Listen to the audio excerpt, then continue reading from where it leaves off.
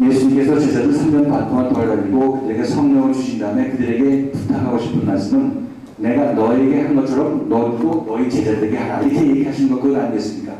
아버지와 아들과 성령의 이름으로 세례를 주라는 것은 그들의 이름, 그들의 이 본질 속에 완전히 사람들이 잠기게 하라 이렇게 얘기를 하고 있는 것입니다. 그래서 제가 여러분들에게 얘기할 때 아직 율법 시대가 안 끝나고 율법으로 더 열심히 예수를 믿어야 될 그런 분들에게는 좀 더 그런 방식으로 그런 다니는 교회 다니십시오 하고 제가 이렇게 권면을 합니다.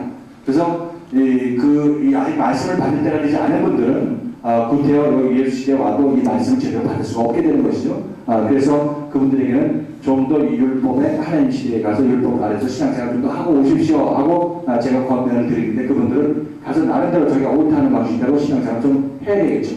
한 다음에 이제 때가 되면 이래도 안 되겠구나 생각하고 때가 되면 이제 이 예수 시대에 오게 되는 것이죠. 예수 시대에 오게 되면 그분에게 예수님은 이런 분이십니다. 삶 속에서 나타나서 집착을 끊어주시고 드러내주셔서 고치십니다. 그래서 온전히 다 고치는 기간까지 옆에서 기다려주면서 이 예수님 시대가 그에게 완전히 지나가기를 기다리게 되는 것이죠. 이것이 바로 예수의 이름으로 침례를 받는 겁니다. 예수의 이름으로 침례를 받는 것이고 예수의 이름으로 온전히 침례를 받으면 이 사람은 곧 성령으로 침례를 받는 사람이 되게 되는 것이죠. 예수가 가셔서 성령으로 오시기 때문에 그 사람 안에. 그래서 어떤 사람에게서 아버지와 아들과 성령의 이름으로 세례를 받은 사람이라면 온전히 받은 사람이라면 이 사람은 어떻게 된 사람이냐면 성령으로 거듭난 자가 된 사람이다 이렇게 얘기합니다. 저 이렇게 봤을 때 예수님께서 제자들을 보내면서 마지막으로 보내면서 무엇을 부탁하겠습니까? 내가 너에게 전한 그대로 너희도 가서 남들도 좀 제자 삼아가지고 그들도 성령으로 좀 세례를 받아서 하나님과 하나 된 사람으로 만들어라. 이 말씀밖에 전할 건 없는 건 아니겠습니까? 그래서 우리가 지금 영어로 그 성경에 보면 In the name of the Father and the Son and the Holy Spirit이라는 그런 얘기가 있죠. 그 이름으로 침례를 주라 이렇게 얘기하고 있는데 우리 파스 세미나의 그 FASS가 바로 거기에서 나왔다 이렇게 말씀을 드립니다. 그래서 우리가 생각할 때 우리가 가끔 기도도 하고 그럴 때 파스의 과정을 통해서 우리 온전히 하나님을 알게 하옵소서 이렇게 기도하는 내용도 아버지와 예수와 성령 시대를 거쳐서 우리가 온전히 하나님을 알게 하옵소서 아니면 이 길을 가게 하옵소서 이 길을 간 사람만이 성령과 하나 되는 역사가 일어나기 때문에 그렇다 이렇게 얘기할 수 있겠죠. 그래서 파스세미나라는 것이 우리가 이런 이름을 붙인 이유가 바로 이 과정이 성경에서 성경 전체를 관통하는 흐름이다 이렇게 말씀을 드리는 것이고 성경을 해석할 때 어려움이 있으면 분명히 이 아버지와 아들과 성령 이 시대를 놓고 그 맥락 안에서 말씀하신다 이렇게 여러분이 생각하신다면 절대 여러분이 성경을 그릇되게 해석할 여지가 없다 이렇게 말씀을 드립니다. 그래서 우리 인생이 크게 나누는 두 단계입니다. 그래서 예수님은 온전히 나서는 전제 조건 하에 예수님을 만난 사람은 성령 시대까지 연결이 되게 되는 것이고 도중에 예수님 시대가 왔다가 떨어져 나가는 사람은 아직 예수 시대가 자기 자신의 것이 되지 못할 그런 사람의 모습인 것이죠. 아무튼 여기서 아버지 시대, 하나님 시대, 그다음 예수 시대, 성령 시대 이 세 개로 나눌 수 있는 것이고 이걸 둘로 나눈다면 우리 인생을 둘로 나눈다면 율법 시대와 구약 시대와 신약 시대, 복음 시대 둘로 나눌 수 있겠죠. 예수에 의해서 이것이 달라지게 되는 것입니다. 이것은 개인적인 그런 문제인 것이고 여러분 이 믿음의 인생에 있어서 이렇게 이것이 이 방향으로 진행된다 이렇게 말씀드립니다. 그래서 우리는 여기서 절대 건너뛸 수 없다는 겁니다.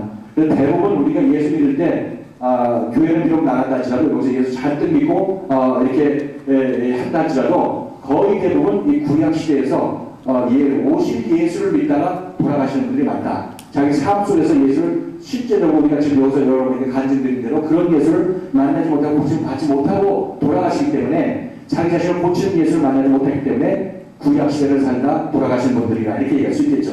그렇죠? 그래서 그 사람이 직분이 장로든 뭐든 아무런 상관이 없습니다. 상관이 없고 오직 그 삶 속에서 예수를 만나서 예수에서 고침받는 시절이 있었느냐 없었느냐에 따라서 이 사람은 구약 시대를 살고 예수를 믿었는지 아니면 신약 시대까지 살고 예수를 제대로 믿었는지 이것은 이렇게 예수에서 예수를 만나기 위해서 예수의 고침받는 과정이 있느냐 없느냐에 따라서 결정이 된다 이렇게 말씀을 드립니다.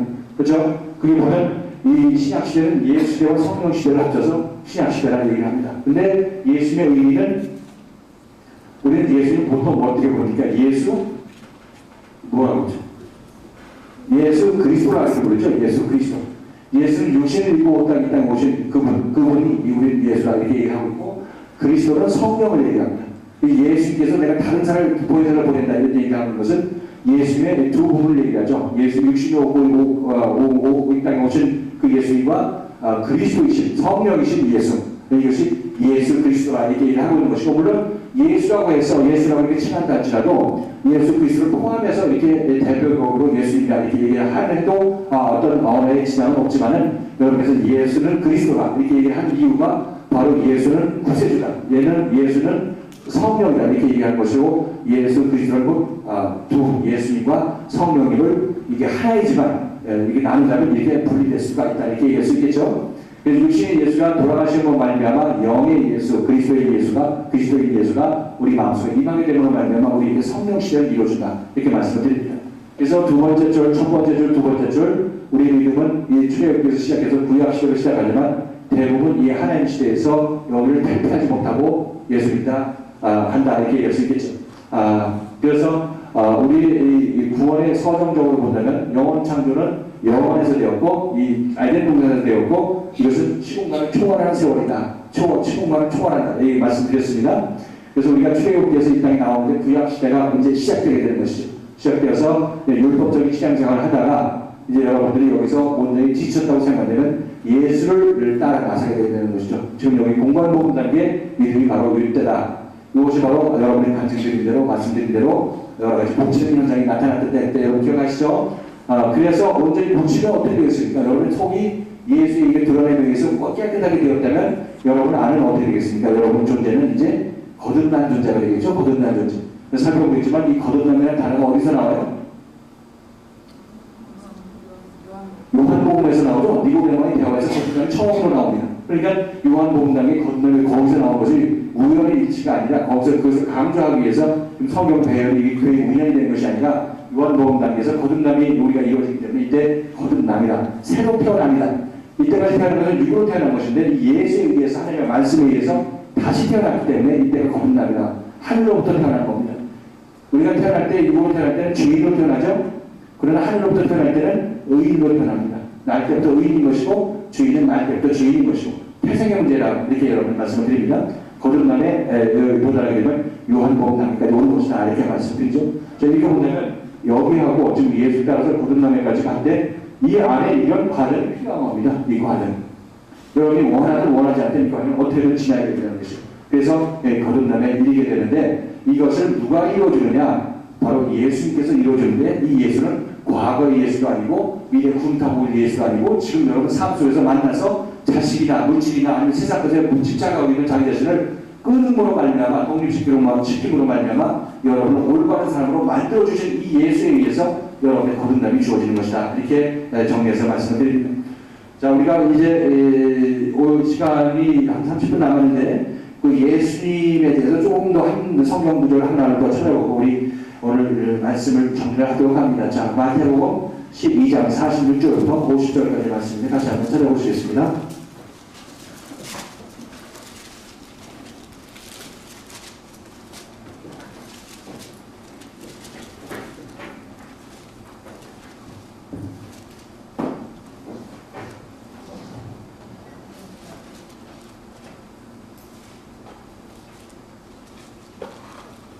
자, 같이 한번 읽을까요? 마태복음 12장 46절부터 50절까지 말씀 같이 한번 읽어보시고 예수님의 말씀 같이 살펴봅니다. 같이 한번 읽겠습니다. 시작.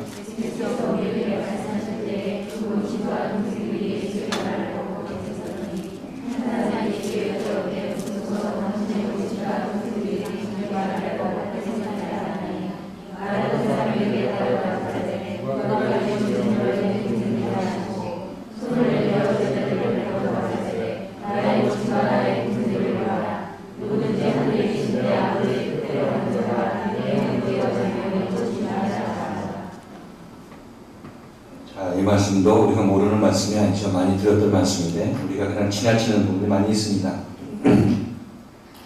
여기서 예수님께서 예수님의 모친 동생들이 왔죠. 모친과 동생들은 그 육신의 모친과 동생을 얘기합니다. 이들이 누구냐면 마태복음 13장 54절부터 56절까지 나오네요. 그 예수의 형제들, 육신의 형제들 같이 한번 보십니다. 요셉의 그 아버지의 그 형제들. 마태복음 13장 54절부터 56절까지 같이 한번 읽겠습니다. 시작.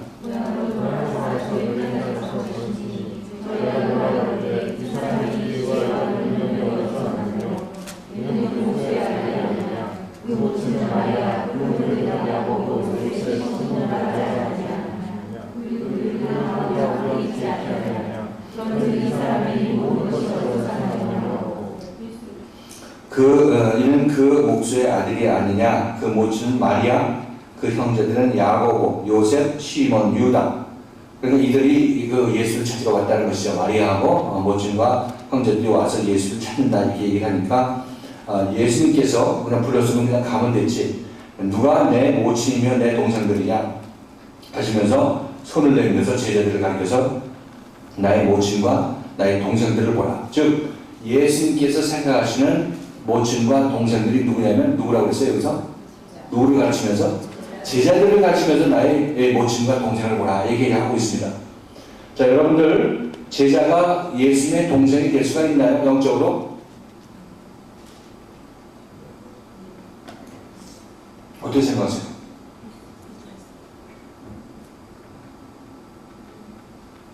그냥 될 것 같은데 왜 이렇게 대답이 안 나올까? 왜냐면 이 예수님이 하나님의 아들이면 우리가 많은 아들들로 부름을 받았기 때문에 내가 하나님의 아들로 거듭나면 예수님께서 내 동생들이라 얘기하고 있는 거죠. 제자들은 지금 어떻게 됩니까? 하나님이 이 로마서에 보면 사도 바울이가 예수님을 맏아들로 만들기 위해서 많은 아들들을 부르셨다 이렇게 얘기를 하고 있는데 이 많은 아들들이 누구냐면 하나님의 말씀으로 거듭난 우리들을 얘기하고 있는 것입니다. 이렇게 봤을 때 이런 의미로 봤을 때 예수님께서 예수님의 제자를 가르쳐놓고 예수님의 말씀을 전파하면서 이들이 나중에 거듭나게 된다면 하나님 예수님께서 볼 때 이들이 누굽니까? 예수님의 영적인 동생들이죠. 육신적으로는 어떤 관계가 없지만 영적으로는 예수의 동생들이라 얘기할 수 있겠죠. 이렇게 동생들이라고 하니까 이 제자들을 놓고 동생들이라 하는 것은 합당하다 이렇게 얘기할 수 있겠습니다. 영적으로 합당하다.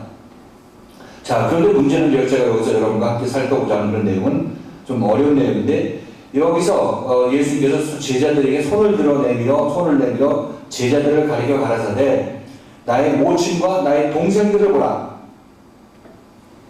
누구든지 하늘에 계신 내 아버지의 뜻대로 하는 자가 내 형제요 자매요 모친이니라 이렇게 얘기합니다.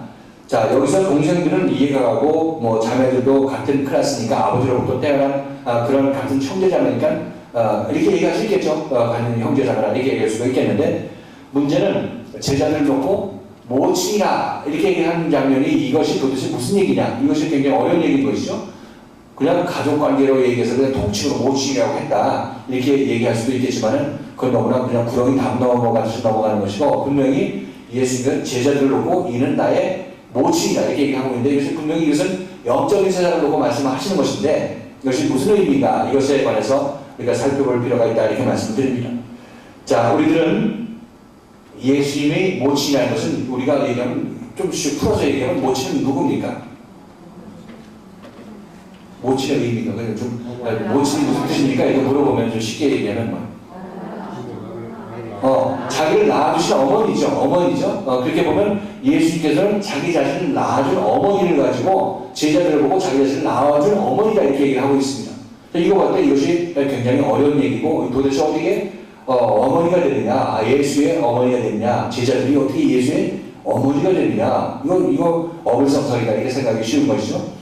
그런데 여기서 한 가지 확실한 것은 우리가 알아야 될 것은 예수님에 의해서 예수님의 말씀에 의해서 이 제자들이 거듭나게 되면 이 제자들은 어떤 생명을 낳게 됩니다. 그래서 그걸 거듭남이라고 부르는 겁니다. 그래서 어떤 생명을 영적으로 낳게 되는데 이 낳은 생명이 누구냐면 예수라는 생명입니다. 예수라는 생명. 자, 제자들이 3년 반 동안 예수를 따라다녔습니다. 3년 반 동안 예수를 따라다니다가 이제 예수님께서 십자가에 못 박혀 돌아가시고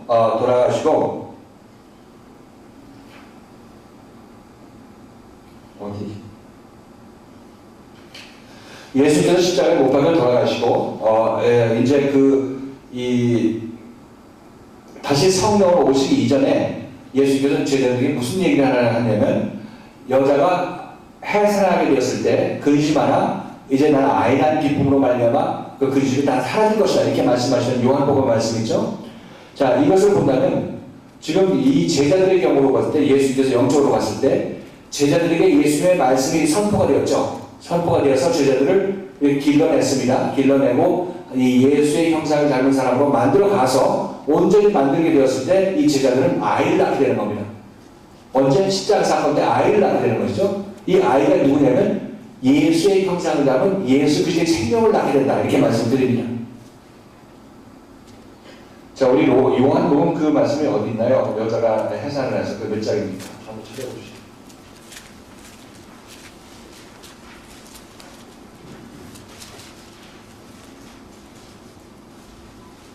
요한복음 16장 21절. 십자가를 앞에 두고 이제 제자들과 헤어질 마당에서 예수님께서 이렇게 말씀하십니다. 같이 한번 읽겠습니다. 시작.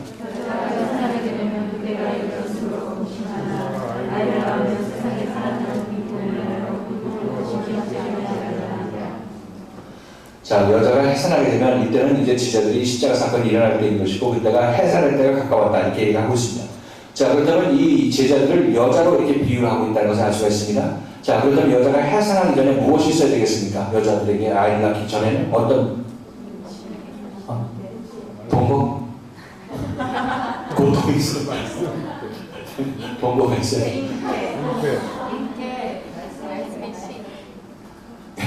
잉태가 있어야 돼, 잉태. 잉태가 되야 되잖아, 잉태. 해산하기 전에 잉태가 있어야 된다는 게 있습니까? 자, 제자들은 언제 예수의 생명을 잉태했을까요? 말씀을 받게 됐을 때, 그때가 언제입니까? 그렇죠. 예수님을 처음 만나서 모든 것을 버리고 예수님을 따라 나섰을 때, 그때 이 제자들의 마음속에는 예수의 생명이 잉태되었다 이렇게 표현합니다. 지금 여기서 이 표현하는 방법이 이게 거듭남이냐 구원이냐 아니면 새 생명의 탄생이냐 이것을 어떻게 보느냐에 따라서 성경은 그 표현을 달리하는 것이기 때문에 지금 여기서 모친이라는 얘기를 우리가 이해하기 위해서 왜 예수님께서 모친이냐고 얘기해야 되는지 제자들을 놓고 이 문제에 관해서 같이 한번 살펴보는 겁니다. 성경을 읽다 보면 이렇게 아이를 낳는 여자가 아이를 낳는 문제 이 문제를 가지고 예수 그리스도의 오심 성령으로 거듭난 이것을 설명하시기 때문에 우리들은 이것을 깊고 알아야 성경 다른 말씀이 풀리는 겁니다. 자, 이렇게 봤을 때 지금 예수님이 제자들을 처음 따라가서 이 제자들이 온전히 회개했을 때 아이고 하나님 전 죄인입니다 이렇게 생각하면서 주여 저를 떠나소서 했을 때 이 베드로는 그때 예수님의 생명의 말씀으로 잉태가 된 것이다 이렇게 여러분께서 이해하시면 되겠습니다. 잉태가 되었습니다. 잉태가 된 생명이 계속 자라나겠죠. 자라나려고 하다 보니까 모든 것을 버리고 예수를 따라다닌다고 하는 그 생명의 원동력이 무엇이냐면 새 생명이 잉태되었기 때문에 그것을 보호하려는 마음이 그렇게 표출되는 것이다 이렇게 말씀을 드립니다. 그래서 여러분들도 정말로 참다운 말씀을 여러분 마음속에 받아들이게 되면 그 말씀이 좋아서 정말 어떻게 해서든지 보호하고 더 많이 받으려고 하는 그런 마음이 생기게 되는 것인데 이것이 바로 모든 것을 버리고 예수의 말씀을 쫓아다니던 제 베드로 같은 현상이 우리에게도 나타날 때 또 우리에게 보여주는 현상이라고 얘기할 수 있겠죠. 이것이 예수가 잉태됐을 때의 모습인 것이고 예수가 베드로의 마음속에 성령으로 잉태됐을 때의 모습인 것이고 이제 3년 반이나 차가지고 예수님께서 하시는 말씀 지금 요한복음 16장 21절의 얘기인데 여자가 해산하게 되면 그때가 이르렀으므로 근심하나 아이를 낳으면 세상에 사람간 기쁨을 인하여 그 고통을 다시 기억지 아니하리라 이렇게 얘기하고 있습니다. 여기서 봤을 때 이제 십자가 사건 때는 이 제자들이 아이를 낳는 때구나 이것을 우리가 알 수가 있습니다. 해산할 때가 이르렀기 때문에 우리가 근심한다는 얘기는 예수께서 십자가 못 박혀 죽으실 것이기 때문에 너희가 근심할 것이나 이렇게 얘기를 하고 있는데 그 근심하지 말아라 얘기를 하고 있는 것입니다. 그래서 여기서 이 내용이 해산하게 될 때는 예수님께서 언제 시점을 해산의 시점으로 보고 있냐면 예수님께서 십자가를 못 박혀 돌아가셔서 성령으로 이들 마음속에 다시 임하게 됐을 때가 이때가 제자들이 누구를 예수 닮은 형상을 해산하게 될 때의 모습이다 이렇게 얘기할 수 있겠죠. 십자가 사건은 해산이야. 이 다음에 도표에서 다시 한번 해산해서 설명을 합니다. 그때 언제 그 시점에 해산해야 되는지 말씀을 드릴 것이지만 기본적인 지식이 있어야 그것을 이해할 것이기 때문에 이 말씀을 먼저 드립니다만 아무튼 이 해산이라는 것은 그럼 예수님께서 베드로에게 처음 왔을 때, 베드로 입장에 봤을 때, 처음 왔을 때 베드로는 예수의 생명으로 인계되었고, 예수의 생명으로 인계된 베드로는 이제 3년 반 동안 예수를 따라다니면서 이 태중에서, 영적 태 안에서 예수의 생명을 키웠던 것이죠. 하나하나 고침받는 것이 우리가 내 안에서 예수의 생명을 키우는 겁니다. 여러분들도 혈기 하나하나 드러내고, 집착 하나하나 드러내고, 고침받는 과정이 여러분 안에서 점차 생명이 자라나는 과정입니다. 예수에 의해서 생명이 자라나는 과정이죠. 다 자라게 되면 이제 해산할 때가 가까운 것이죠. 다 고침을 받은 그런 때의 모습이기 때문에 이때 제자들은 해산을 하게 되는데, 이 해산하게 됐을 때가 이 제자들이 거듭났을 때인데, 해산한 그 아이는 누구냐면 누구라고 했죠? 예수이고 그 예수가 누구라고 했습니까? 자기 자신이라고 했죠. 자기 자신. 그래서 여러분들이 아이를 낳게 되면, 예수를 낳은 아이를 낳게 되면 여러분 이 예수 낳은 것으로 말미암아 여러분들이 구원을 받는다, 이렇게 얘기합니다. 여러분들이 구원을 받는다. 자, 이 말씀이 좀 어려운 말씀이지만 아무튼 여러분께 이렇게 우선 말씀을 드리고 넘어갑니다. 이거 하지 않으면 성경에 여러 구절이 흐르지 않기 때문에 그렇다는 것이죠. 자, 그래서 이렇게 해서 제자들이 아이를 낳았는데, 십자가 사건 이후에 아이를 낳았는데, 이때 예수님께서는 뭐라고 얘기하겠어요? 예수를 낳은 제자들을 뭐라고 부르겠습니까? 나의 모친이라 부르는 이유가 바로 거기에 있는 겁니다. 나의 모친이라 부르는 이유가 거기에 있는 것이죠. 자, 이렇게 봤을 때 예수님은 어느 분이시길래, 예수라는 존재가 어느 분이시길래 예수의 말씀을 전하는데 말씀이 제자들의 몸속으로 들어가고 제자들의 마음속으로 들어가고 제자들의 마음속에서 아이를 낳게 되는데 그 예수를 낳게 되는가, 이렇게 생각할 때 예수님은 어떤 분이신가 여러분 지금 생각해 보신다면, 지금 여기서 예수님께서 하신 이 말씀을 생각해 본다면 육신을 입고 있는 그 예수 자체가 다 예수의 다가 아니라는 것을 알 수가 있겠죠. 왜냐하면 그 예수라는 분은 제자들에 의해서 제자들 마음속에서 이제 임하는 그런 사람들이, 그리고 임하는 존재이기 때문에 예수의 실체는 이 말씀, 우리 이 사람의 마음속에 담기는 이 말씀이 예수의 실체라는 것을 우리가 알 수가 있습니다. 그렇잖아요. 제자들한테 예수의 몸속으로 들어가가지고 태어난 것이 아니고 선포되는 말씀에서 제자들이 모침을 받고 제자들이 아이를 낳았다고 표현하는데 그것이 예수라는 아이라 이렇게 얘기를 하고 있고 예수의 아이라 이렇게 얘기를 하고 있기 때문에 이 예수의 실체는 뭐냐면 말씀이라는 것이 너무나 확연하다는 겁니다.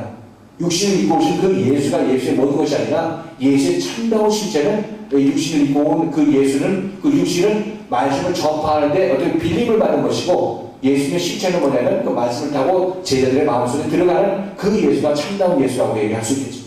여러분들 지금 만날 수 있는 예수는 2000년 전에 오셨던 육신을 입고 왔던 예수는 여러분 만날 수가 없습니다. 부활승천에서 가셨으니까. 자, 그런데 여러분이 만날 수 있는 예수는 지금도 이 자리에 임재하고 계신 그 말씀, 여러분을 아이를 낳게 하는 그 말씀을 여러분께서 접할 수 있게 되게 되는 것이고, 이 말씀에 의해서 여러분의 잉태가 되게 되는 것입니다. 그 말씀이 제가 여러분에게 선포된 이 말씀 속에서도 여러분이 잉태하는 능력이 있을 수 있는 것이죠. 씨를 뿌리는 그런 모습인 것이고 심는 그런 모습이다, 이렇게 여러분에게 말씀을 드립니다. 그래서 예수님께서는 참다운 말씀을 받는 많은 자에게 말씀을 임하게 해주시고 그가 선포하는 말씀을 통해서 여러분에게 마음속으로 들어가시는 분이 바로 예수님이시다, 이렇게 말씀을 드리죠. 그래서 여러분들이 나중에 온전히 예수의 형상이 이루어지게 되면 여러분도 제자들처럼 예수를 낳게 됩니다. 예수를 낳게 되면 여러분들은 예수님께서 여러분들 뭐라고 해볼게, 영적으로 나의 모친을 보라, 이렇게 얘기할 수 있겠죠. 제자를 놓고 나의 모친을 보라, 이렇게 얘기합니다. 자, 그렇게 보면 예수를 낳은 사람이 어떻겠습니까? 그 영광이, 예수를 낳은 사람의 영광은 굉장히 크겠죠. 이것은 하나님의 영광을 받아낸 사람인 것이고 예수를 낳은 사람이니까 그 영광이 얼마나 크겠습니까? 이렇게 보면 우리 천주교에서 천주교에서 마리아죠. 마리아를 숭배하잖아요. 마리아. 왜 그러냐? 예수를 낳은 모친이기 때문에 우리 훌륭하다고 이렇게 떠받드는 겁니다. 실질적으로 영적 의미에서 그 육신의 마리아가 소중한 것이 아니라 영적인 마리아가 중요한 것이죠. 내가 예수를 낳게 되면 내가 영적인 마리아가 되니까 이 마리아인 내가 소중한 대우를 받아야 되는 것이고 인정받을 수밖에 없는 이유가 바로 여기에 있는 것입니다. 근데 천주교에서는 이것을 육신적으로만 생각해가지고 그 마리아를 들고 이렇게 얘기를 하는데 그것은 합당한 그런 해석이 성경을 잘 이해하지 못했기 때문에 그런 것이다, 이렇게 말씀을 드립니다. 자, 그래서 우리 디모데전서 2장 15절 말씀에 이런 말씀이 나옵니다. 자, 같이 한번 읽어보실까요? 디모데전서 2장 15절 말씀.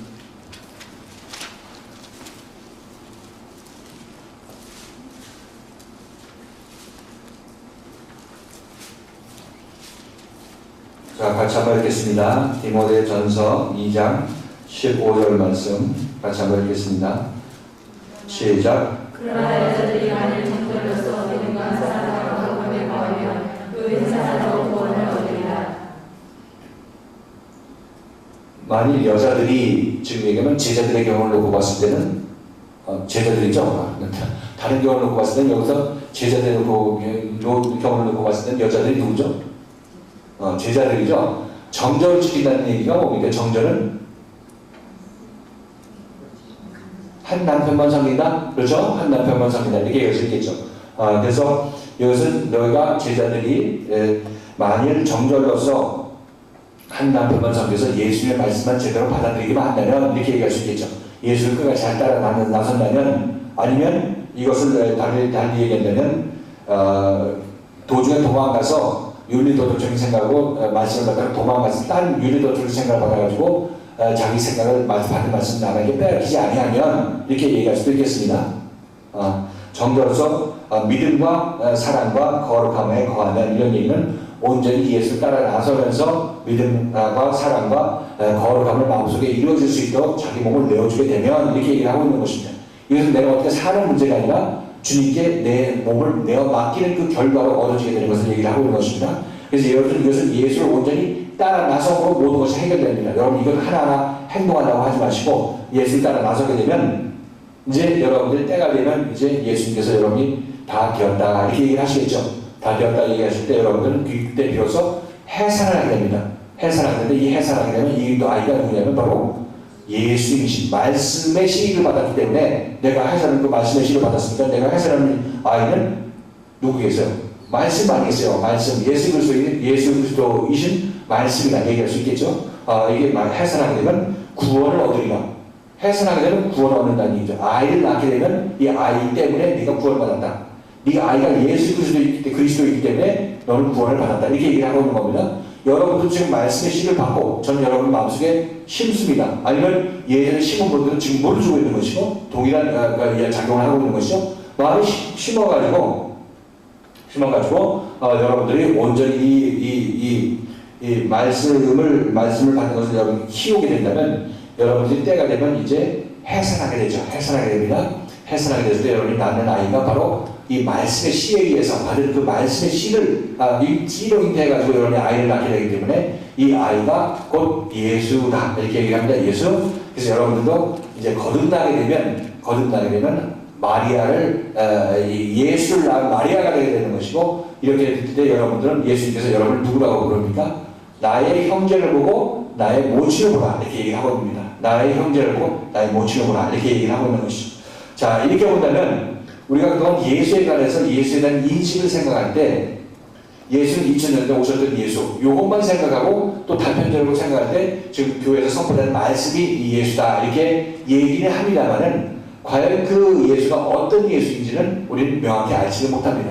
그렇죠? 그냥 예수라는 관념만 가지고 관념 속에서 예수를 믿었지만, 지금 우리가 같이 나눈 말씀 중에서는 예수는 정말 실질적으로 내 삶에 개입해가지고 움직이시는 그런 분이신 것이고, 또 말씀으로 말미암아 내 마음속에 잉태가 되도록 하시는 그런 분이다. 즉 예수라는 분이 꼭 2000년 전에 사도 바울에게만, 아니 2000년 전에 베드로에게만 나타나시고 나는 불공평하게 나는 예수를 보여주지 않고 이렇게 불평할 것이 아니라, 지금 예수님께서는 말씀으로 여러분에게 이미 이 자리에서 여러분에게 선포되고 있게 되는 것이고, 여러분 안으로 들어가기 위해서 지금 여러분의 계속 말씀으로 여러분의 귀를 두드리고 있고 마음을 두드리고 있는 것이다 이렇게 여러분에게 말씀드립니다. 자, 이렇게 되면 지금 예수라는 분이 그 실체가 어떤 육신을 입고 어떤 2000년의 예수라는 그 실체가 아니라 말씀이 예수의 실체라는 것을 알아봤습니다. 자, 이렇게 본다면 우리가 더 이상 이제 2000년 전의 예수에 대해서 그것을 어떤 그런 고정관념 속에서 예수를 생각할 것이 아니라, 지금 삶 속에서 나를 고치는 그런 예수를 여러분께 생각하신다면, 이제 다시 한번 예수를 만난다는 것이 내 마음먹기에 달렸다. 그럽니다. 예수는 이미 이 세상에 충만하신 그런 예수님으로 여러분에게 다가오고 있기 때문에, 여러분이 손을 내밀어서 손만 뻗치기만 하고 예수님 내 안에 오셔서 나를 주관하여 주시옵시고 나를 인도하여 주시옵소서 기도만 하게 된다면, 여러분들은 예수에 의해서 이끌림 받는 삶이 여러분에게 주어지게 되는데, 이 예수님은 여러분에게 물론 힘들고 어려울 때 위로도 주시지만, 그러나 대부분 우리가 죄인이기 때문에 고칠 부분이 많기 때문에 예수님은 우리를 고치는 과정을 인도하신다 이렇게 말씀을 드립니다. 그래서 이 과정에 있어서 여러분들이 도망가지 아니하고 온전히 여러분 순종하게 될 것 같으면, 머지않아서 여러분들에게는 예수를 낳을 수 있는 그런 마리아가 될 수밖에 없게 되는 것이고, 또 해산함으로 말미암아 구원을 받는 그런 영광이 여러분에게 주어지게 된다 이렇게 말씀을 드립니다. 그래서 오늘 이 시간까지는 말씀에 의해서 변화받는 과정을 중점적으로 여러분에게 말씀드렸고, 우리가 다음 시간에 내일 되겠습니다만은 내일은 요한복음부터 이제 사도행전, 나머지 요한계시록까지 단계에 관해서 말씀을 나누고자 합니다. 그때의 과정도 정말 우리가 정말 우리가 언급하고 지나가야 될 말씀들이 너무나 많지만은 지금 우리가 제한된 시간 때문에 우리가 다 이렇게 듣지는 못하고 큰 말이만 이렇게 언급하고 지나갈 것입니다만은 아무튼 여러분들이 기존에 여러분들이 알아왔던 그 예수, 지금 1박 2일 동안 들었던 예수, 이 차이가 이제 어느 정도는 차이가 있고 드러난다 하는 것을 여러분이 느끼셨을 것입니다. 그래서 좀 더 여러분 삶 속에서 나타나는 예수, 지금 여러분에게 말씀하고 계신 그 예수에 대해서 좀 관심을 가져주시고 그분의 인도하면서 좀 알라고 한다면 보려고 하면 보입니다. 지금 그 제보라는 몰라서 못 봤지만 보려고 하면 보이는 것이기 때문에 제가 어떻게 말씀하시고 어떻게 인도하시는 그 개괄적인 흐름에 대해서 여러분에게 말씀드렸기 때문에 그런 측면에서 예수를 한번 생각해 보시면 쉽게 여러분에게 이제 예수가 나타날 수 있는 길이 마련된 것입니다. 여러분께서는 더 이상 모른다고 해서 외면해서 예수를 손 벌리고만 이렇게 내버려두지 마시고 예수께서 여러분에게 말씀하실 때 순종할 수 있는 그런 눈과 귀를 여러분께서 가지셨으면 좋겠다 이렇게 말씀을 드립니다. 자, 오늘 말씀 여기까지 해서 마치도록 하겠습니다. 내일 다시 뵙도록 하겠습니다. 저녁에 또 물론 분반대화 때 얘기를 하겠지만 말씀으로 내일 다시 뵙도록 하겠습니다. 자, 오늘 수고를 하셨습니다.